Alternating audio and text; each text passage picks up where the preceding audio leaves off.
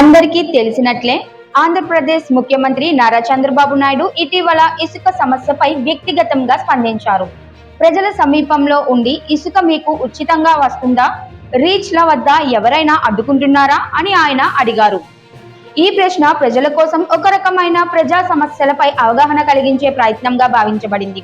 CM ప్రశ్నకు ప్రజలు స్పందించిన విధానం వివిధ రకాలుగా ఉంది. కొంతమంది తమ అనుభవాలను వివరించి ఇసుక సరఫరాలో అవాంతరాలు ఉన్నాయని తెలిపారు. మరికొందరు సరైన తీరులో సమస్యలు పరిష్కరించాలన్న అభిప్రాయాన్ని వ్యక్తం చేశారు. ఇసుక నేను ఫ్రీగా ఇవ్వమన్నాను.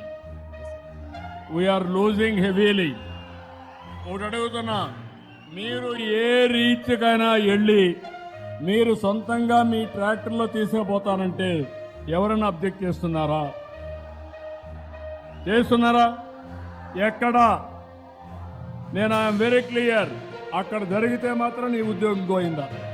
ఈ ఘటనతో పాటు ఇసుక సమస్యపై ప్రజల నిరసన అభిప్రాయాలు మరింత ప్రసారం అవుతున్నాయి.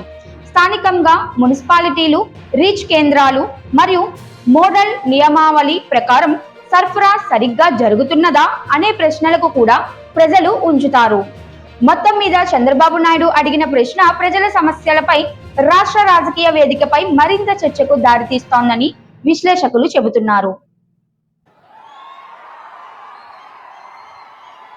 నేను ఒక పద్ధతి ప్రకారం చేసినప్పుడు ఏ ఒక్క వ్యక్తికి నష్టం జరగకూడదు. కలెక్టర్ కూడా చెప్తున్నా, ఏ ఒక్కరూ అడ్డుపడకూడదు.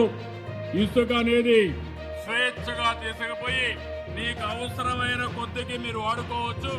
వేరే రాష్ట్రాలకు పంపడానికి వీలు లేదు, స్మగ్లింగ్ చేయడానికి వీలు లేదు. కానీ మీరు రాలేకపోతే